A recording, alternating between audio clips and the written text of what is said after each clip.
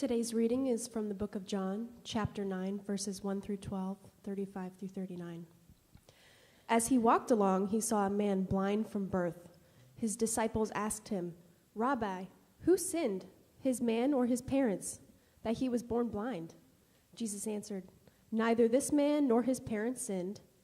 He was born blind so that God's work may be revealed in him. We must work the works of him who sent me while it is day. Night is coming when no one can work. As long as I am in the world, I am the light of the world." When he said this, he spat on the ground and made mud with the saliva and spread the mud on the man's eyes, saying to him, "Go wash in the pool of Siloam," which means sent. Then he went and washed and came back and was able to see. The neighbors and those who had seen him before as a beggar began to ask, "Is this not the man who came to sit and beg?" Some were saying, "It is he." Others were saying, "No, but it is someone like him." He kept saying, "I am the man." But they kept asking him, "Then how were your eyes opened?"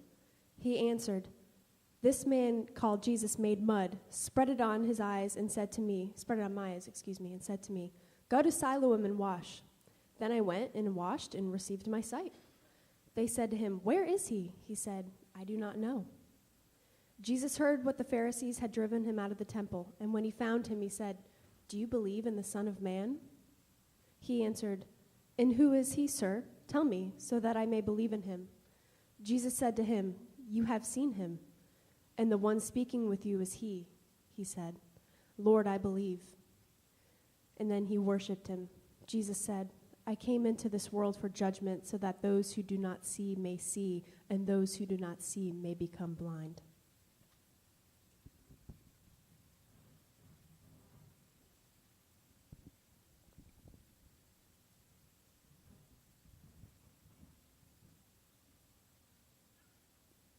Light, dark, sight, and blindness, all metaphors that you've heard quite a bit so far this morning.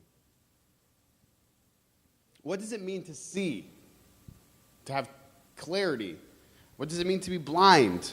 What does it look like to move through the world in a way that's ineffective without knowing and understanding?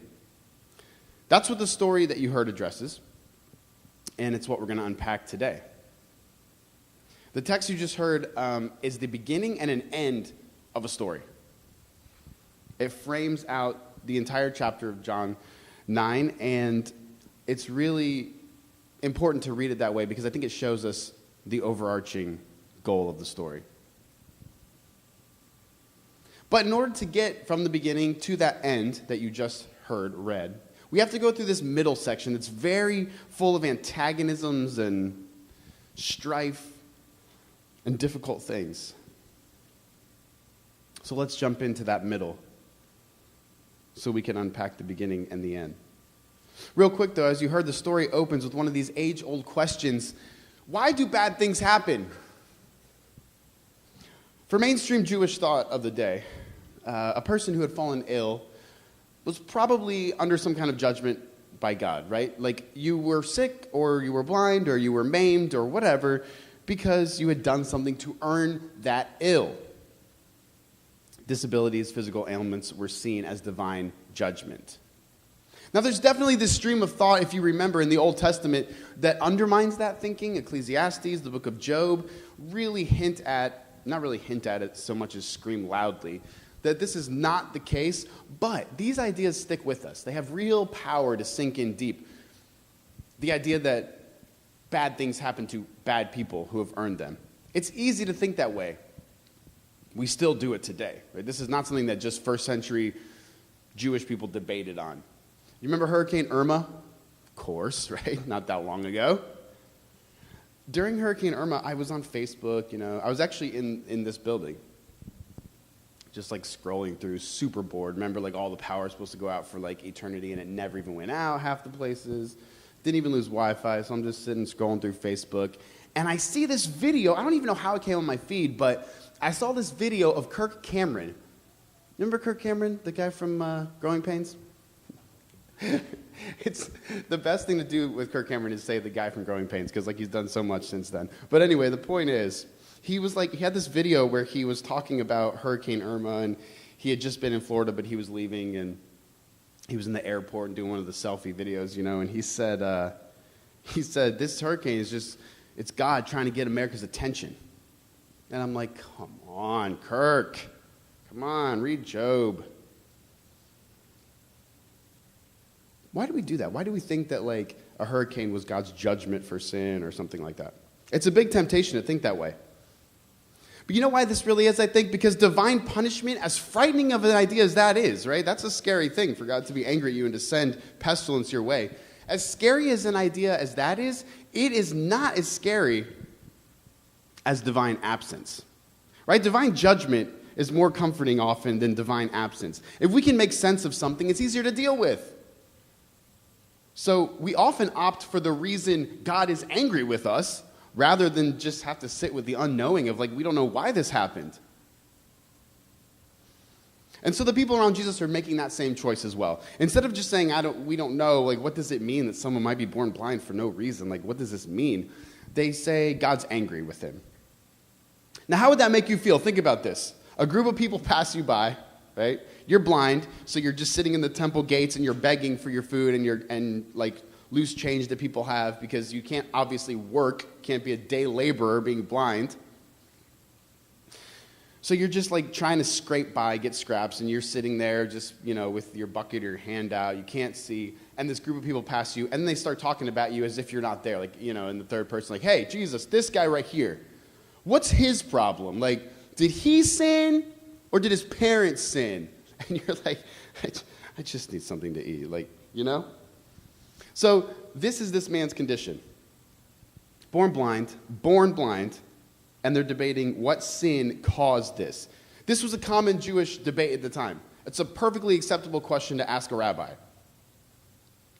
There were a couple ideas. Either some Jewish thinkers at the time believed in a pre-existent soul, God had a soul, almost in baskets, they would kind of describe it. And these souls could make poor decisions or lose their connection with God, or whatever the case may be. For whatever reason, they would come into a body having already had sin in them. Or some Jewish teachers believed that you could actually sin in utero. As you were gestating, you could sin and be punished for that sin. So they're asking, is that the case? Jesus, do you believe in utero sin? Or did his parents do something to earn God's wrath? Now, Jesus answers, of course, every time, by sidestepping that question. And why is that? First of all, let's think about this question for a little bit. What's behind the question, why is he blind? Why was he born blind? Why is it even their issue to be concerned about? Why do they care whose sin it was that caused the blindness? You ever thought about that? Put yourself in the shoes of someone who would ask that question. Maybe you've asked a similar question in the past. What's behind that question? Why do they need to know? There's two main reasons, really. Think about it. A sense of control, right? So maybe either they just had the debate previously with a friend, and they're like, oh, if Jesus tells us is the answer. Everyone's given him authority recently. They recognize him as a prophet. I can go win this debate. Or maybe the need to feel in control of their own lives. Too much to handle to see someone begging for food like this.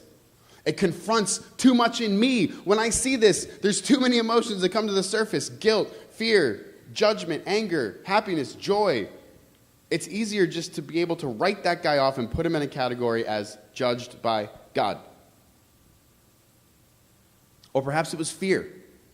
Fear that if they didn't shape up, maybe God would make them blind or make their children blind. It really has to be based on one of those, doesn't it? Fear of the unknown or fear of God's punishment.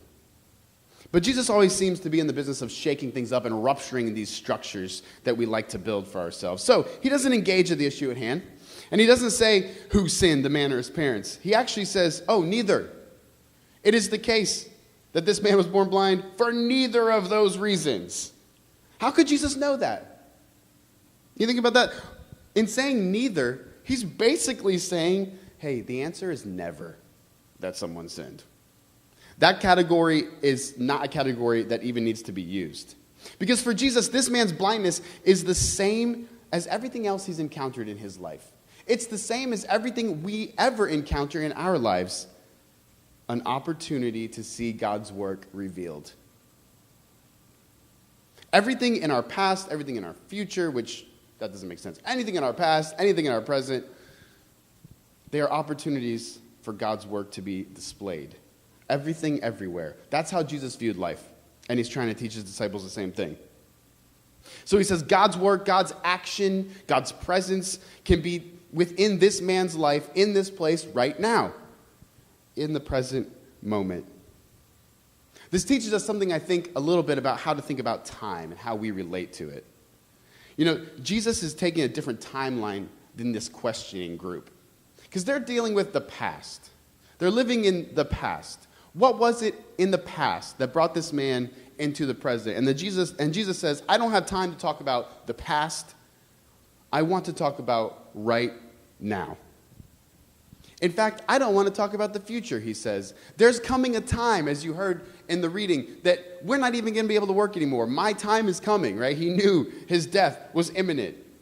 The light that I'm bringing is about to be extinguished. So while it's still day, let's do some work. Let's see God's work revealed today, in this moment. This is the whole point of the story, God's work revealed. And then Jesus heals the man. Now, it's tempting to see sometimes maybe a sense of finality in that healing act. You know, the NIV reads this way: he's blind so that God's work will be displayed. And this word behind the word displayed means to make visible, to make clear. But think about what gets displayed. What do you display? You display artworks. You display a chair you built if you're a woodworker, whatever. The idea of display is like you do something and then you show it. But that's not exactly like the right word. As you heard from the reading, Nicole read from the New Revised Standard Version, and it translates it so that God's work may be revealed. Think about the word revealed. There's something already there. All you're doing is like pulling a curtain away, right? God's work is already within this man. Jesus is just here to pull the covers off, to bring light to God's work. The reason why that's important is, you know, sometimes we read this story, it's like, I've come so that, or he's blind so that God's work can be revealed in him, and he heals him, and then we say, look, that was God's work. He was blind, and now he can see. God worked and gave him this work in his life, and that's what we're supposed to see in the text. But the language of the whole passage is not that this healing is God's work. God's work is not he was blind physically and then he could see physically. God's work is what happens in him and in his surroundings after this event. The healing is just the inciting incident to get the work rolling. Sidebar. John is really trippy to read because this is our third week in a row we've been in the book of John. He talks about the new birth with Nicodemus.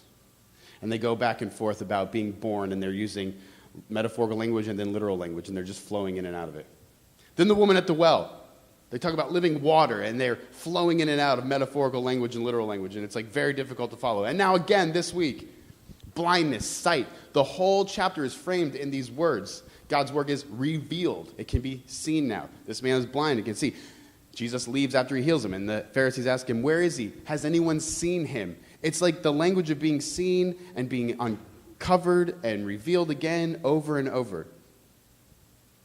But I think this is the point. I love that John uses this language where he just kind of flows in and out of metaphorical and literal, because meeting Jesus is always the place where language fails us. And we can fall into one of two categories. We either slip back into packing way much into our words and thinking they mean more than they do, or we can slip back and think that words don't have any meaning and don't describe anything at all. But John's point here is that the very tension that we feel with Jesus, like we can't quite put our experience into words, but yet we have to use words, that's the whole point. That's what happens when God moves. That's what God's work looks like. It's a tension that we always hold. It's something we can't quite grasp. And so for John, the medium is the message. The way he writes is supposed to remind us that this is the way life often operates. End sidebar. So now we're going to look at the middle of the story a little bit, because you heard the beginning. He was healed. Jesus used saliva to make mud. By the way, that's not super uncommon. In case you've heard that story and thought, gross, he spit in dirt and made mud and covered the man's eyes in it. If you know anything about antiquated times, antiquity, spittle, saliva, was used often for medicinal purposes. So Pliny the Elder, a Roman philosopher and naturalist and kind of historian type guy, talks about the fasting spittle, or the saliva first when you wake up in the morning before you eat breakfast. Fasting spittle of a woman is good for eye inflammation, right? There's a story about the Roman Emperor Vespasian, who was up on his horse and someone came to him with an eye problem and he spit on the guy's eyes and it healed him. So Jesus isn't doing a magic trick. He's enacting a healing thing that maybe his mother taught him or something like that. But the key too is so Pliny says the fasting spittle of a woman has benefits. Someone's saliva could have more power if they were a gifted person, if they were a holy person, if they were a prophet, if they were ordained by God. So Jesus does this medical act on this man. He puts this saliva mixed with dirt and tells him to wash it off. But what happens next is truly where we see God's work revealed. There's starting some confusion among the crowd, because as he says, I can see, he's walking around talking to people, hey, I can see you, nice haircut. They say, isn't this the guy who's born blind? He's been blind his whole life, right? And people are like, yeah, that's him. But then there's some other crowd that says, no, it's not him. It's someone who looks just like him. It's a blind man impersonator. And they're like, no, I think it's him. So they go back and forth about it. Well, finally, the Pharisees kind of get wind that this is going on, and they're like, oh, someone's stirring up some trouble. Let's go see what's going on. So they go to the man. They say, hey, what's happening here? And he says, well, this man came, and he made the spittle with the mud, and he put it on my eyes, and I washed it off, and I could see. He just tells them the story. That's all he says. And they say, well, that settles it. This man is not from God. Why is that? Because Jesus worked on the Sabbath, is their point. He made mud, first of all, to make clay would be to work, and he healed. Both were laws that you could not break. Both were anti-Sabbath actions. You could only heal someone on the Sabbath if they had a life-threatening condition. So if your friend, is walking along and falls and impales himself on a spike or something, heal him. Pull him off the spike, dress his wounds. But if someone is demon-possessed, Jesus got in trouble once for. If someone is blind from birth, Jesus, it's been 30 years. You can wait one more day to heal this guy. That's kind of the thinking. If it's not a life-threatening situation, you're not allowed to heal on the Sabbath. It was work. There's actually a specific law about what Jesus did. There's actually a law that says, as to fasting spittle, it is not lawful to put it so much as even upon the eyelids, right? So Jesus takes an exact example and breaks it. So for the Pharisees, this is an open and shut case. And they remind the man of this, careful hanging out with this guy. We know that you can see now, but he's clearly from Satan. And the man says, no, I think he's a prophet, right? Someone ordained by God, someone here to spread God's message. Now, at this point, we see tension introduced, right? One group says, this man is clearly breaking God's law and is therefore from Satan, and one man says, no, I think he's from God. Why does this man still think Jesus is from God? What right does he have to say that? His religious leaders just proved it to him that Jesus is not, that Jesus falls outside the bounds of their religious structure. So why is there even tension at all? We have the tension between experience and religious structures. And this man's experience of Jesus is so strong that he's not just going to walk away from it. But his parents come into the story next, and they really help us to show just how much of a dilemma this really is, and just how drastic the split between the two groups can be. Because the Pharisees bring them in and they say, is this really your son? Yes, it's really our son. Was he really blind from birth? Yes, he was really blind from birth. And he can see. Well, yeah, how many fingers am I holding up? He can see. So what's going on? They ask them. What do you think happened? But they're afraid of what a pro-Jesus answer might do to them. So they just say, hey, all we know is that he was born blind and this is our son and he can see now, but I'm not going any farther than that. And if you read the story, the text shows us that John says they were afraid of being kicked out of the temple. What's going on here? Is it just like, hey, get out of here? No. They can't come back. To be put out of the temple is to refer to excommunication. To be excommunicated in the Jewish community is a big deal. You're as good as dead. In fact, these people would have had grave markers put up for them. People would not have talked to them anymore. They would not have been able to probably engage in very many business transactions, except with other shady people. They literally would have been viewed as accursed by God. So the Pharisees ask him again. And they say to the man, look, glory to God, glory be to God, which is kind of like a shorthand way to say, let's get down to brass tacks here. Let's be very serious about this. Tell us the truth. We know this man is a sinner. Then they have to get him to agree with them. And now he's seeing that he's under threat of excommunication. And the man says the most amazing thing. Whether he's a sinner or not, I don't know. All I know is that I was blind and now I can see. And he goes on. And he actually challenges the Pharisees. And he uses their own logic against them. He says, if we're going to talk about it in your terms, a good thing happened, right? Remember the beginning of the story. Why do bad things happen to people? Because they do bad things. Okay, then why do good things happen? The Pharisees are forced with their own logic, confronted. It's thrown right in their face. Why was Jesus able to heal me so effectively? Why was I even given the gift of healing? You have to say, Pharisees, it's because we're good. And so they're stuck.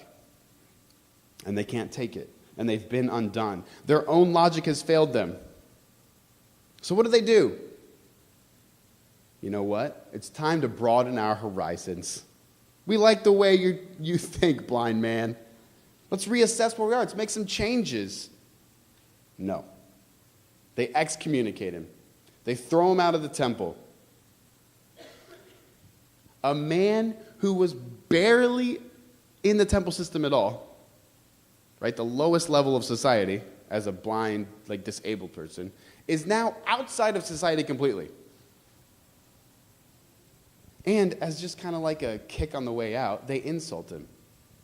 After he confronts them with their own logic, they say, you were steeped in sin at birth, and you're going to lecture us? Steeped in sin at birth. Do you get the picture here? Jesus is really screwing things up for everyone. Before he gets to town, everything's neat and tidy, right? At least everything has a category that makes sense. It's black and white. Sinners get what's coming to them. Good people get what's coming to them. How do we know who's good and who's a sinner? Religious leaders define it for us. Follow the rules. Everyone has a place. Yes, the man was blind. Yes, he had to beg for his food, but at least he had a part to play in the temple system. Now he can't even sit there and beg. This is what Jesus does. Throws a wrench in every smooth-running machine. But it's actually the most beautiful chance for life to bloom. This tension, this antagonism that Jesus brings to this table, this struggle, this loss of peace, this loss of your system of meaning for the blind man. This is the work of God being revealed. This is God's work. It is in that very disruption. So to connect it, Jesus says, this occasion will reveal God's work. This man was born blind so that God's work can be revealed in him. And then he says, I must be about this work while I still can. And then everything with the man and the Pharisees go down. And now we're back to the end, where the man's outside the temple. And Jesus hears about it. Word gets back to him that he's been kicked out. And he goes and finds the man. It's amazing, like, Jesus isn't there for the struggle, is he? He kind of just, like, lights the fire, steps away for a while. Everything goes down. Everyone has to confront their fear. Everyone has to confront the potential loss of their religious system. And the man who chooses to be kicked out, the man who actually walks into that tension, the man who has the courage in the face of the fear and loses his religion, Jesus is right there for him. These are the people Jesus goes and finds, right? They happened on the man when they came to the temple. But it says that Jesus goes to find the blind man after he's kicked out of the temple. And now they have a conversation. Jesus says, do you believe in the Son of Man? Son of Man, it's this term, we've talked about it before, but it comes from the book of Daniel. It means exactly what it is, son, like offspring of man, a human being. It's a way to say human being. Some translations actually read that, like, do you believe in the human one? This is a reference to Daniel, where Daniel has this vision where there's these beasts, monsters with teeth and claws and just, mixed up animals, like one animal's head, another animal's body. It's this whole, like, destructive scene of violence. They're ravaging the world. There's people's, like, blood in their teeth. It's this horrible, like, vision. And Daniel says, who's going to defeat these monsters? Who's going to defeat these forces of evil? And then it says, a human being comes and installs God's rule of peace on the earth. So it doesn't take another big monster, like the biggest monster of all time, to defeat the other monsters. It's just a simple human being. God's work is revealed within human life. And so Jesus says, do you believe in the human one, like the one Daniel spoke of? And the man says, yeah, show him to me, and I'll throw my lot in with him. I got nothing else to do at this point. And Jesus says, it's me.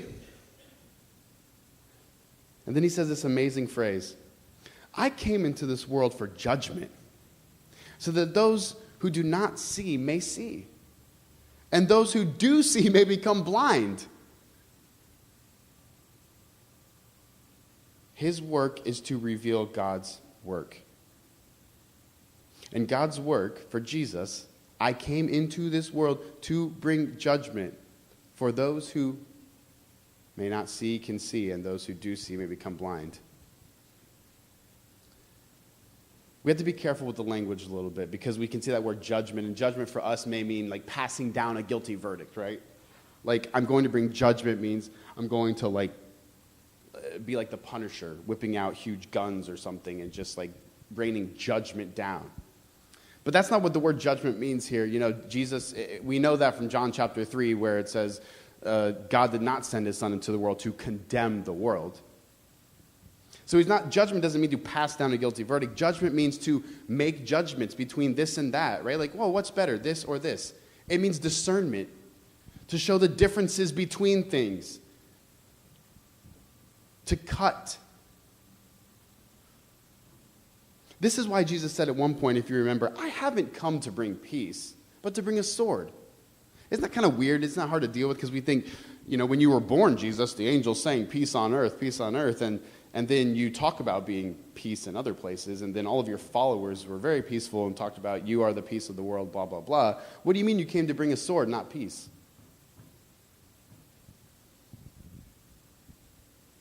The work of God is not just to cover up difficulty or tension. What does a sword do? It cuts, right? It makes one thing into two things. It brings distinctions. It brings separations. Jesus said, after he says, I have not come to bring peace but a sword, he said, brother will turn against father. Well, here is an example of that, right? Like, the father's too afraid to really embrace the fact that Jesus is a prophet, and so he wants to stay in the temple. But the son embraces it, and then he gets thrown out of the temple. And now his son is literally dead to him. This man's son is dead to him.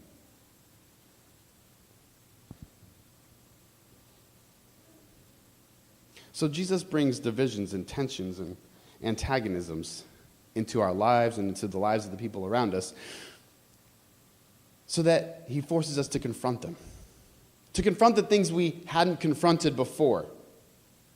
And the beautiful thing about this story is that he gives everyone this chance. Everyone's forced to confront the division, the discernment Jesus brings, the disruption that happens again and again. And so I think the best way to take this passage is to put ourselves in the place of each of the actors, the man, the parents, and the Pharisees. Obviously wanting to be like the man.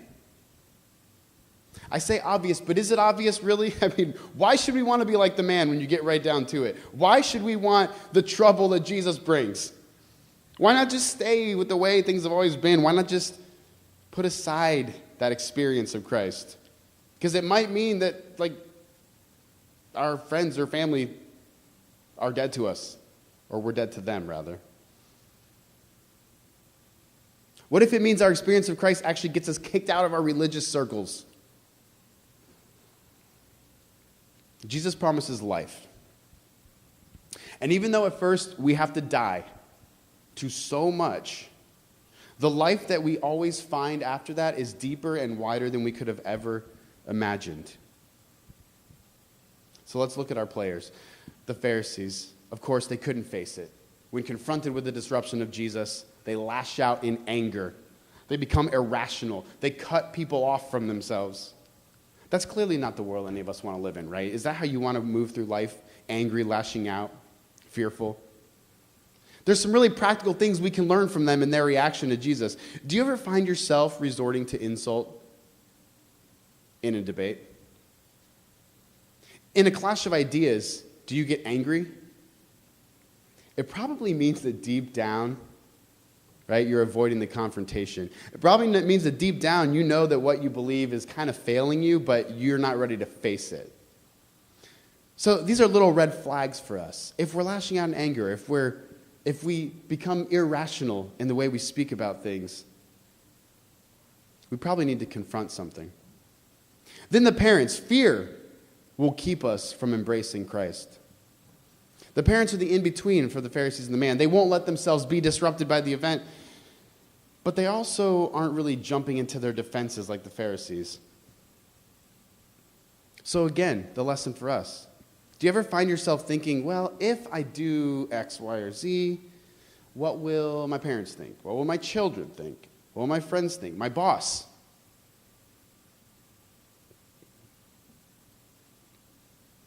Whenever that thought comes to your mind, it's good. That means something's happening in you. That means you're in the place of the parents. Have the courage to face it. And then finally, of course, the man. The man gets clarity through his experience, right? He receives his sight in more than one way. He recognizes wisdom in Jesus. He has an awakening so that he could see the world in a new way and exist in the world in a new way. Which is why ultimately he's not afraid to be thrown out of the temple. This is truly our model. You know, it's interesting too that excuse me. He doesn't really feel the need to put Jesus into an already existing category. You know, this is probably my favorite part about this man and about this story. Even now, religious leaders will ask you, right? The religious crowd is going to ask you to define Jesus for them. Was Jesus this? Was he that?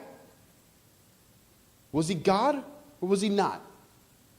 Was Jesus' resurrection a literal bodily or was it not? Did miracles happen the way they say in the Gospels or did they not?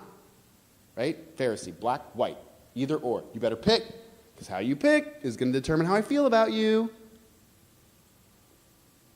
We may not even be able to be friends if you answer incorrectly. And for some reason, it's never enough to say, look, I don't know. All I know is that I have a life now I didn't have before. I don't know. All I know now is that I understand something that I didn't understand before. That answer still gets you kicked out. So if you're here and you're not sure about a particular dogma, that's fine. That doesn't mean that you're losing your faith. That doesn't mean that like something bad is happening. You're in good company. You're with the man, the blind man. If somebody confronts you with that, don't get scared. Don't back into a corner. Don't worry about it. It's okay to say, I don't know. All I know is that I was blind, but now I can see. God's work isn't revealed through the dogma you've heard. It's revealed every time Jesus disrupts those dogma for you. There's a lovely poem that I think really sums this up. It totally could have been written by the blind man. The blind man. If Jesus Christ is a man, and only a man, I say that of all mankind I cleave to him, and to him will I cleave always. If Jesus Christ is a God, and the only God, I swear I will follow him through heaven and hell, the earth, the sea, and the air. Isn't that great? Man, God, it doesn't change what I'm going to do. I'm going to follow him. It doesn't change what I've experienced in him and been confronted by in him. So be like the man and realize that your experience of Jesus comes first and will always disrupt you in some way. But that disruption is God's gift and God's work in you to bring you to more and more deeper forms of life again and again.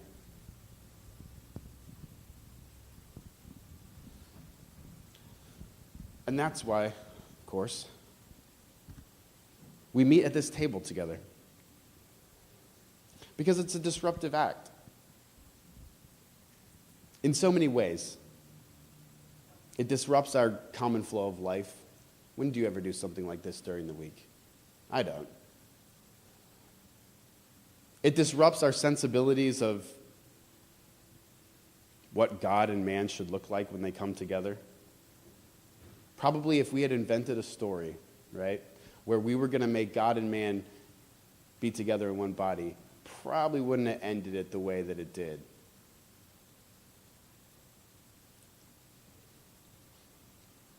Jesus disrupts us over and over.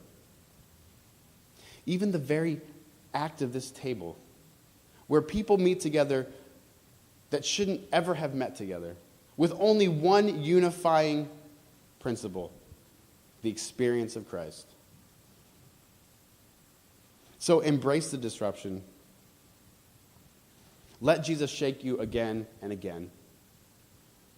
And come today to enact his disruptive love, to enact his new and deeper life.